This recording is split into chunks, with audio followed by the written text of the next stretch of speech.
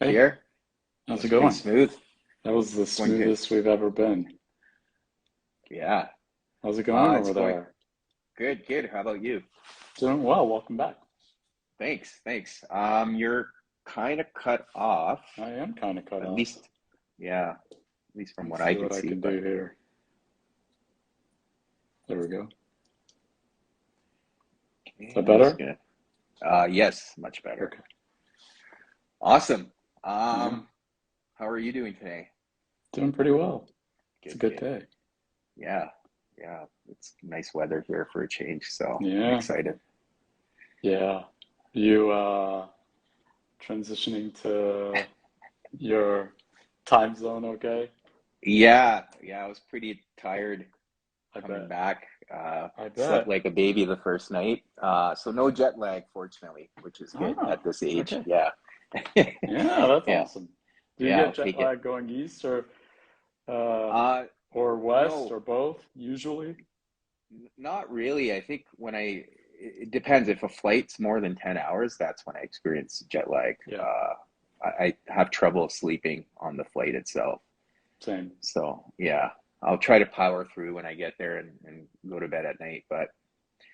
Um, but yeah, yeah, that's kind of my thing. But let's maybe get to the topic of discussion for today. Yeah, a big So one. addiction, and I know you and I touched on it offline. I think there's aspects of it that you and I both feel that it's something that anyone can experience given the right circumstances. Yeah, But however, at least from my perspective, I'm not sure about your thoughts, but I think there's a lot of shame and judgment around addiction, especially if it's more visible and immediately detrimental to someone or other people. There's definitely a lot of um, shame and judgment that comes with it. And I think the purpose of today's live was to maybe break down that stigma and maybe get into how there's other forms of addiction that are probably not as obvious and happen below the surface. yeah, most certainly, most certainly.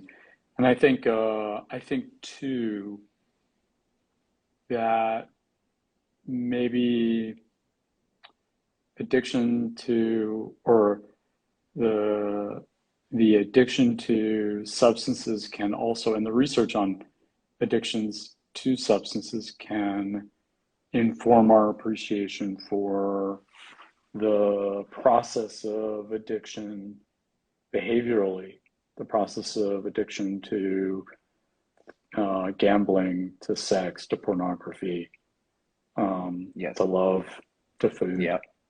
Yeah, Yes. Yeah, absolutely. I think based on the research I've done, the underlying reason and the process going on behind the scenes is the same for all. hmm, The starting point and to your point, the activities or behaviors you engage in may vary, but and we've talked about this from a psychological and even a neurochemical perspective, what's going on is very similar. yeah, And most that's why I certainly. think it's important to discuss this because most of us can experience those feelings Hmm. in different ways, and we Yeah. seek it out in different ways. Hmm. Well, the processes, at least from a neuroscientific standpoint, that underlie uh, habit formation and and the sort of construct that we think of as an addiction, um, we all face in our everyday experience, and in a lot of ways, understanding that there are pretty substantial neurochemical changes that happen in the context of addiction can help to maybe to normalize the discussion and remove a little bit of the sense of judgment out of the equation, that someone is somehow lesser because they have uh, fallen um, to a habit, to an addiction, Yes. because it's very much a matter of the processes of motivation and reward that are in place for all of us. that are Yep. part of how our brains work around motivation uh, to the aspects of life in the world that we all feel we need to exist. Hmm. Yeah. Yeah. Yeah. And I guess the question here, I think, yeah, I mean, it is. So the way I see it, the cycle starts, to your point, with the motivation really comes around some form of pain that we're experiencing. So in this case, as the question poses, there could be stress. And then we seem to find some behavior that gives us relief from that pain. Yeah. So then that becomes something we want to seek. We want more of that pleasure-seeking behavior. So, so yeah, I guess in your perspective, what's that motivation, if you want to maybe explain, and then I think Yeah, it's sure. very should be able to address that question as well. Yeah. Well, I think that differs from person to person. The sort of first time of use of a substance or of a behavior that becomes compulsive, that feels like it is um, used despite the negative consequences. A lot of that can be quite quite different from person to person. But I think what is common in research around how men respond to stress in particular and respond to more internalizing experiences like depression or anxiety is that we have a tendency to numb or to externalize, and often that is seeking out pleasure wherever it can be found because the internal experience of it is so dampened. And so for many men, that means turning to um, risky sex or turning to gambling or turning to pornography.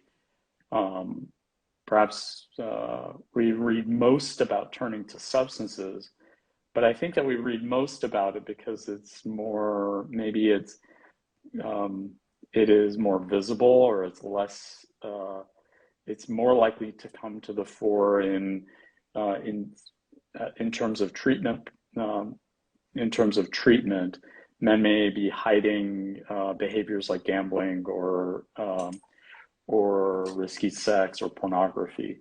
And Hmm. so often in those settings, that can be the start to a behavior or the use of a substance that can then trigger the onset of an addiction, which is essentially driven. I mean, they're addictions to all sorts of behaviors and all sorts of substances, but the final common pathway often involves the same neurophysiology, the same neurochemistry, and that is generally that is dopamine and its value um, in terms of uh, motivating us and also in terms of um, pleasure. Yes. And so a lot of the research with certainly the research with which I'm most familiar has been around substances, which give us this really interesting picture, which is um, that especially those substances that have a direct impact on dopamine, like cocaine or amphetamines, but even the substances that have very indirect effects on dopamine, certainly opioids, Hmm. alcohol, Yes. marijuana as well, effectively change our relationship with dopamine. Suddenly, there's a massive influx, much more than we're accustomed to experiencing. And with recurrent use, in essence, recurrent experience of the habitual behavior or the habitual substance, uh, we essentially respond to normal experiences with less dopamine. So Hmm. it's like our bodies recalibrate to the experience of or to the effects of dopamine on our reward centers and in pathways that motivate us to action. And so normal things that might have brought us tremendous amount of joy or tremendous amount of feeling of reward suddenly can't. Hmm. And often we hear this in folks who have used substances uh, that particularly impact dopamine, that after the first one or two or three times, it's not the impact of the third or fourth or fifth or sixth time is not nearly as strong as the first. Hmm. And Hmm. so it becomes this sort of a chasing of our tails to try to experience even simple, pleasurable sensations, because our brains essentially um, adjust and recalibrate to the impact of such a tremendous amount of exogenous influence upon our dopamine pathways. Yeah, yeah. Essentially, your baseline is shifting, right? So, so anytime you Yeah, get that kick, you're pushing that barrier. So, yeah, uh, very. I yeah, love that. yeah, It is the difference yeah, between Disney and everyday life. It's yes, true. It's very yeah. true. And so it sort of feeds itself. And I think in a lot of ways, understanding the neurochemistry allows us uh, to appreciate the fact that people who are struggling with addictions, particularly to substances, um, they're not making a choice to put themselves in danger for no reason. Right, It's not as simple as just sort of saying, stop doing this. right. Um, our brains essentially then experience this sort of rewiring and rejuicing in a way that makes it uh, feel nearly impossible to do just that. Hmm. Yeah, yeah. Yeah, And that's the biggest thing I wanted to highlight, as you alluded to earlier. I guess the forms of addiction that obviously get the most attention are the visible forms, especially if there's yeah, more than the individual themselves getting impacted, right? So hmm, substances, gambling, there's more people that are getting impacted. However, there's other forms, and I want to touch on those too, yeah, like social addiction to social media, our smartphones in today's world. These are all other more subtle and yet not visible or talked about hmm, forms of addiction in the traditional sense. The other piece is, as you mentioned, with the dopamine kicks that we experience, our body can't tell the difference. The experience we're having from that feeling of pleasure is very similar, whether you're getting a healthy dopamine surge or an unhealthy one. The body can't tell yeah, the difference, and that's why I think it's important to highlight that it's so easy for people to get hooked on that feeling because your body's not being able to tell you that, hey, this is not a healthy form, or it's an unhealthy form. So it's a good way to um, look at it. yeah, and I think the biggest piece is we that chase you talk about, right? So I brought this book out that I wanted to share, The Molecule Hmm, More. It really talks cool. about how, in any form or whenever you experience that dopamine kick, you want that chase. And as you mentioned, that baseline changes. Our brain almost recalibrates and it wants more of it. And I think that's Hmm, where it gets tricky with substances. hmm, And to your point, people aren't choosing that suffering for themselves. I think if you ask anyone experiencing it, it's not something that they really enjoy deep down inside. hmm. Yeah, absolutely. And I love the description here of your brain really not being able to tell you uh, good or bad. And I think that speaks to some of the changes that we've seen in defining addiction or defining substance use disorders in particular within the sort of diagnostic framework. What's interesting is that the habit to or the addiction to behaviors or habitual use of um, pornography or gambling, they're still sort of in flux in terms of where they fit into the diagnostic manual and statistic manual Mm-hmm. for mental health disorders, which is sort of interesting. But there have been some major changes within the DSM, even over the last 20 years, that have moved the concept of at least substance use disorders and addictions within the use of substance away from um, just physiologic changes and really appreciating the fact that uh, we define we define addictions in essence as a syndrome of largely of behavior, and that those behaviors are at the heart of the addictive process, which feels super important because a lot of times, people who suffer addictions get judged for the behaviors that they undertake. But that's Yep. part and parcel of the addictions process.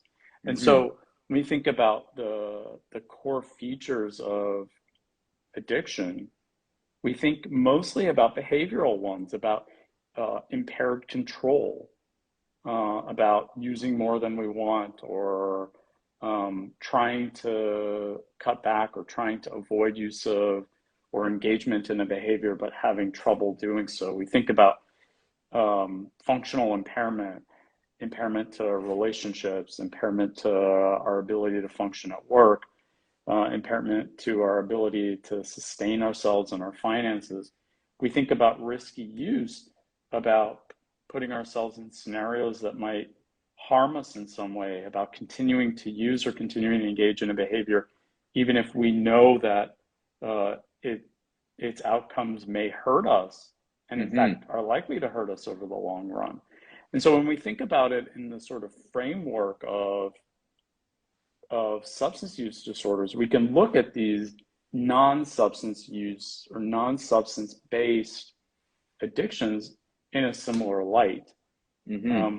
When do behaviors that we might not entirely cut out of our lives suddenly Right. start to become pathologic? Well, often it's when we're not able to maintain control over them, Yep. when they're impairing our ability to function in some way, when they're causing us more harm than they are good, and we're continuing to engage in those behaviors despite that harm. Because there are some things that we're not going to cut out of our lives. We're not going to cut food out of our lives. We're not going to hopefully cut love out of our lives or Right. sex out of our lives. Um, and and yet there is this sort of fuzzy line between what might be adaptive and normal and what might constitute pathology, Yeah. which is Yeah. really interesting. And I don't think that that line is, you know, it's interesting because at least in the substance use disorder realm, uh, it's sort of becoming clearer and clearer what constitutes, at least from the symptom standpoint, what constitutes um, mild, moderate, and severe use. Even though it's man-made, it's Yeah. human-made. It's becoming clearer. But in the realm of things like gambling or sex or food, it's very personal. And how do you clarify exactly what constitutes pathology or what Well, constitutes too much? do you think it's part of it is obviously there's not enough data to understand that because people wouldn't likely disclose honestly, right? And you kind of see that because there's that societal pressure of what's appropriate and what's not appropriate. So often people withhold. And I think a lot of the times when they do get useful data is where it's anonymous. So Yeah. so there's that aspect. I mean, I can speak to it Yeah, myself. I'd Like, I love to mean, hear more.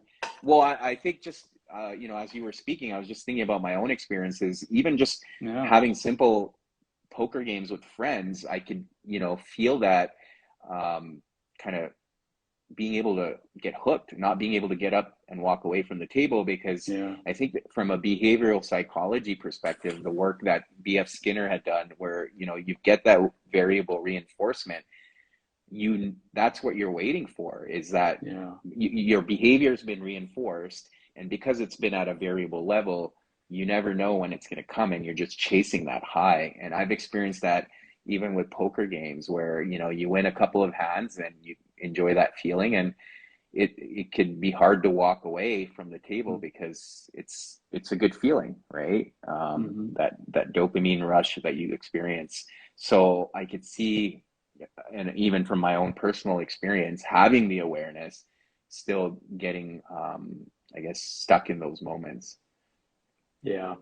Yeah. Well, I think it speaks to the fact that, as with most things, knowledge is just,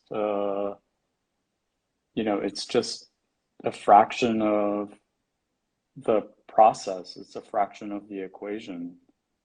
It is in very many ways the ways that we know the type of food we should be eating, the type of physical activity we should be eating. But the engagement sometimes is, or quite often, is much more difficult. And so the Yeah. knowledge is only takes you so far. How do you find that you implement the knowledge in the moment? Uh, that's a That's the tough tough question. part. Yeah. Yeah, I think for me, more likely it's going in and having that conversation with me, especially with, you know, like I don't experience like issues with gambling, but Yeah. I'm aware of it. So going in, I've had the conversation with myself that this is the time limit or whatever. But even then, it's tough in the Mm-hmm. moment because again, I think like your brain takes over. So it's hard to break that cycle. And Yeah. with other things, it's one of those things. Even though I'm aware, like especially with social media, I'm aware, but the time just flies by and you're just sitting there, Yeah. and after the fact you're like, oh shoot, right? Or Yeah. so yeah, that's a tough one. I'm not sure how to address that. Ooh, But social I media. yeah, I guess that was a question before we jump into some of the more common forms of addiction that I mentioned earlier. Yeah. How is it that you break that cycle, right? So you know, I think we agree that there's some level of pleasure we've experienced and we're continuously seeking it despite knowing that there's a certain negative consequences happening. Yeah. um, so how do you break that cycle? And I obviously that's probably the most important thing, but yeah. Yeah. It is so important. And I wish there were just sort of a singular unifying experience here. What we know is that addictions are generally relapsing and remitting. If we sort of use the model of how addictions typically show up, even if we're just sort of starting to identify the behavioral elements of addiction or the behavioral types of addiction, um, we we recognize that the natural course it involves relapses. Mm-hmm. And so I think, generally, at least my experience has been that I have to approach, for myself, for uh, other people as well, certainly folks in the past, with whom I've worked around addictions, that that this isn't a matter of judgment if there is a relapse, that this is part of the course of treatment. Certainly, a awareness that something is posing a problem. Right. Yeah. Uh, B, sort of reduction of harm as much as is possible. Reduction of situations in which the use is particularly risky, um, or that use might lead to really negative or irreversible consequences. Looking at ways to reduce risk. Then I'd say third, and perhaps most strongly, it's a matter of reducing judgment as much as is possible, recognizing at what stage you might be in terms of motivation. Mm-hmm. Um, um, yeah, and no, and then, I would, yeah, Sorry, I would just Yeah, add one more. I think that we haven't covered this, but it's very important and something I've come across in yeah, research as well as being aware of your environment. And a lot yeah, of work, research has shown that people will often, either with substances or other forms of behaviors, will engage in those behaviors when they're around certain people or in certain environments. So if people are aware of that, they can prevent putting themselves in those situations. So I think that's yeah. huge. Yeah, I think regardless, it's a, and maybe one of the biggest challenges of helping men in particular, or of we men who may be experiencing addictions, uh, to recover, is that recovery is so social in many ways. It's so difficult to make a sustainable recovery without someone else being involved in the picture. Yes. In fact, Yeah. that really needs to be part and parcel to the experience. So to your point, I appreciate that you've added that.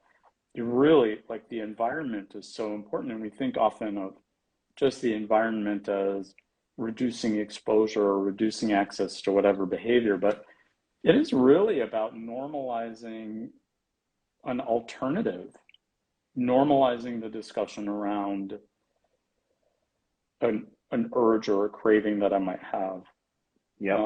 without feeling judged or shamed for it, um, and then being able to work through it. And I think the treatment, certainly the treatment modalities at large, there are too many for Right. too many different types of addictions to be within the scope of 40 minutes here.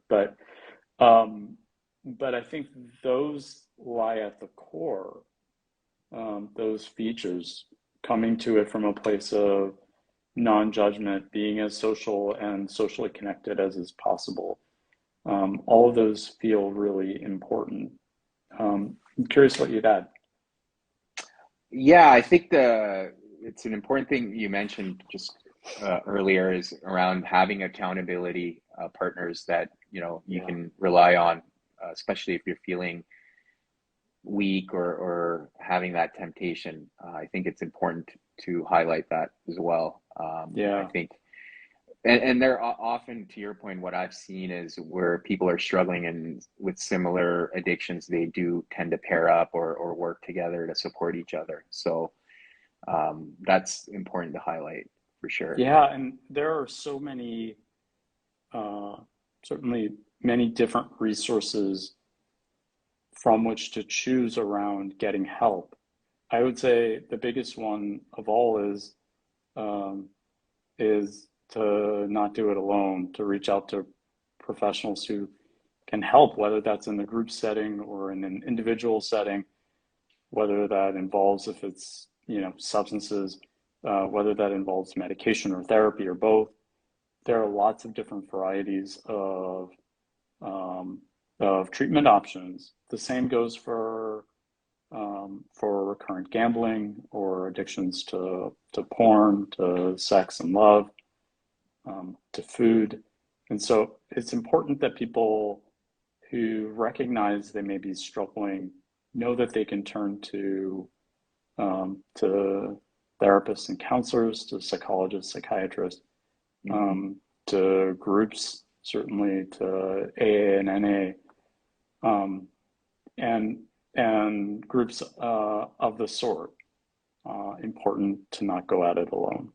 Absolutely. Yeah, no, Yeah, that's very important. And I think one last thing I would add along the same lines of as of being aware of your environment where you might be choosing certain behaviors is also understanding what is like the paired conditioned, response. So often, there's a stimulus that is creating that behavior response. So trying to break that link can yeah, also help. So environment is obviously one of them, but there could be other things, right? Whether it's like if you're watching a sports game and your immediate conditioned responses to grab a drink, stuff like that. That's just an example, but having that awareness so you can be more mindful of it and change that linkage can definitely be helpful. Certainly. I think too, and this is especially true for men.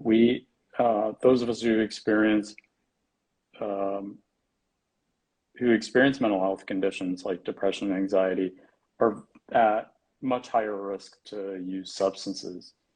And often that can be for the sake of numbing or sort of um,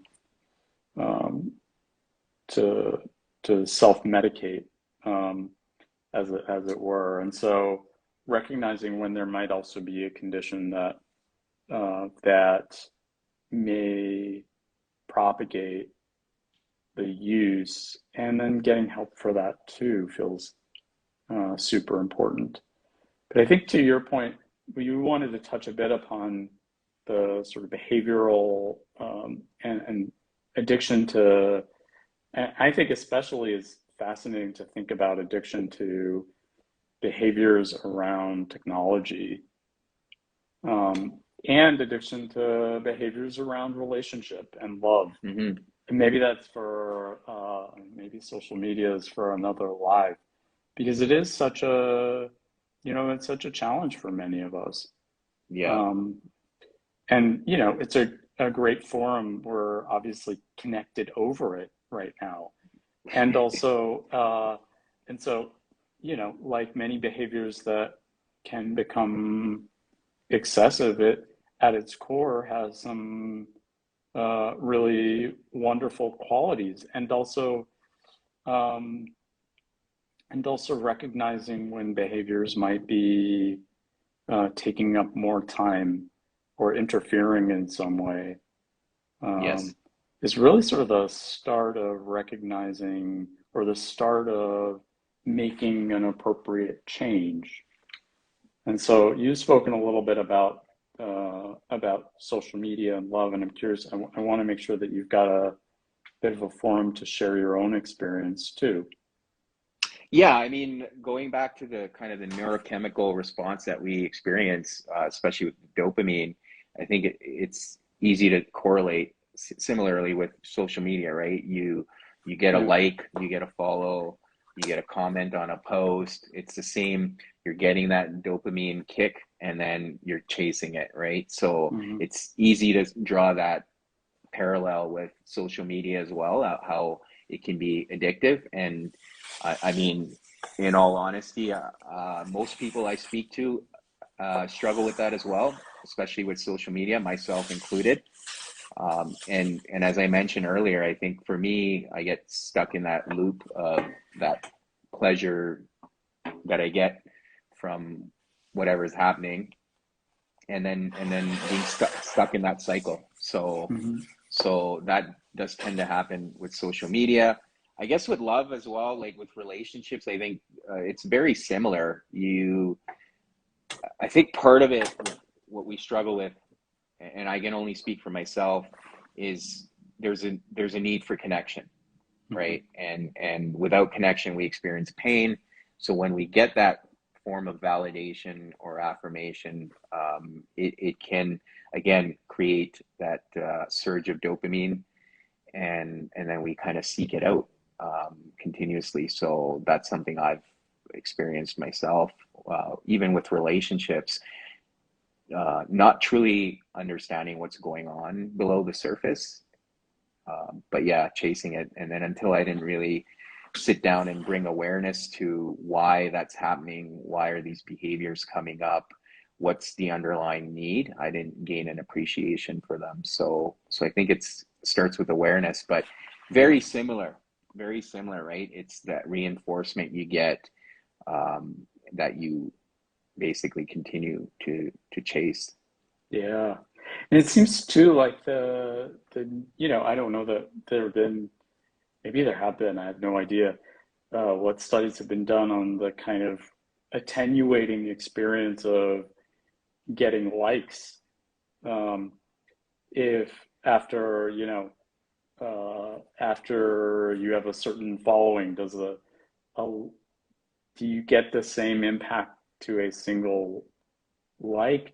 Does it become, we all kind of have this experience where you put something out there and want some validation and feel good in the moment when we get some response, but that response tends to be pretty fleeting.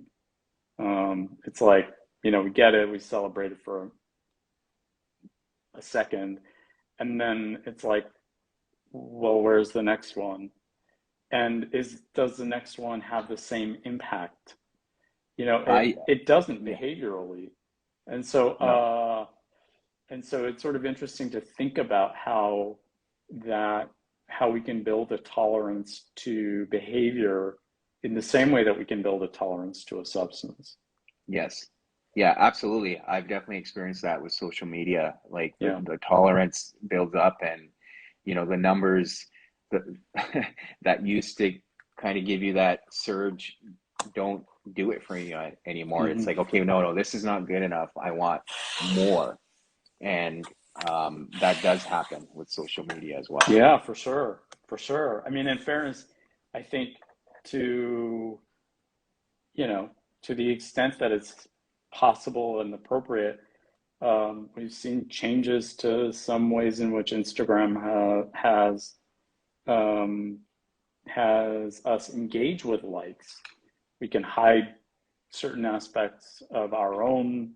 I have a tendency to hide the like count because um, I don't want to get too bogged down by it, and to also have the option to hide like counts for everyone else. Hmm.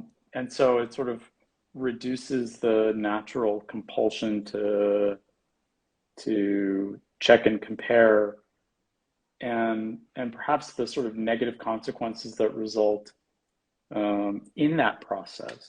Because in Yeah. the same way that addictions happen, we get a a little bit of a boost, and then inevitably there's a crash. And so recognizing that these cycles and behaviors follow the same Yes. patterns that have been researched for the last few decades around substance use, I think helps to normalize the discussion around how simple it is to feel like our control is lost, Hmm. even Yeah. if even just a little bit. Yeah, Yeah. absolutely. And the thing with Instagram, I mean, we're on this forum right now, but I mean, they constantly evolve their algorithm as well, right? So Yeah. it is to keep people engaged. And I think, as we've discussed, like there are behavioral psychologists working and delivering these products and technologies, so they understand how to get people engaged as well. So Yeah.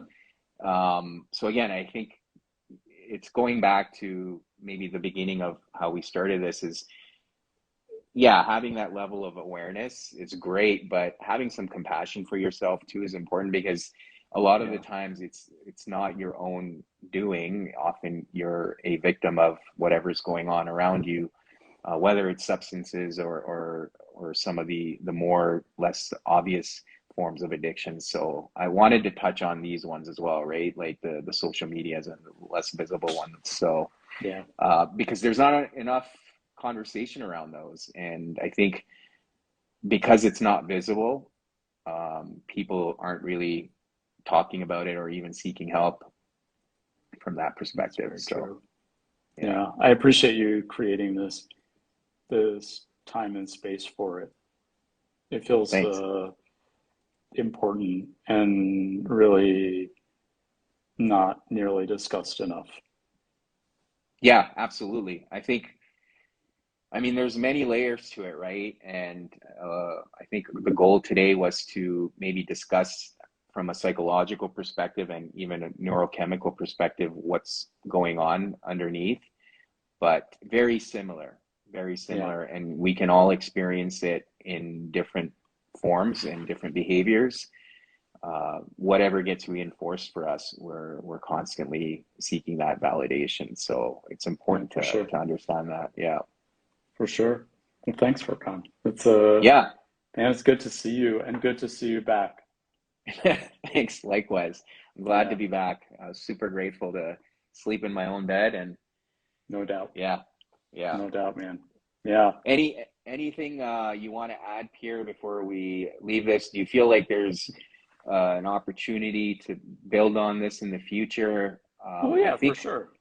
For sure. yeah, I mean, I think one thing I will, that may not always go said at the end of our time, but is an open invite for anyone who's on now or is watching uh, a replay, is if there are any questions or topics that you'd like to learn more about or like us to discuss. I mean, we're learning along the way as well. So, yeah, um, so please feel free to reach out by DM. absolutely, Yeah, absolutely. we would love ideas. And I'll share this book again in the notes later, but it's called The Cool. Molecule More, Daniel Lieberman and Michael Long. And I think reading this book really changed my perspective on especially what happens in the brain with dopamine, but it also gives Yeah, you an appreciation for, when you see other people struggling. I think it's easy to pass on judgment, but when you understand, it's no one's choosing it and we're all wired the same and we can mhm. all fall into that loop. That's why I wanted to make sure we understand there's other forms of addiction. So, people that are struggling with substances or gambling aren't alone, because we're all fighting the same battle. So it's important to highlight that. Yeah, I appreciate that tremendously. I think there's a tremendous amount of judgment and shame that goes into the even the discussion of addiction. So lessening that feels critical. Absolutely. Yeah, Well, thank you for, thank you again. No, thank you, Pierre, for doing this. And as always, appreciate your time and willingness. So of course. we'll line up the next one. We'll see if we get any feedback on topics, but I'm sure we'll find another important topic to discuss. Excellent. Good to see you. All right. Okay. Thanks Bye for, everyone for engaging thanks and everyone. jumping on. All right. Take care. Bye guys.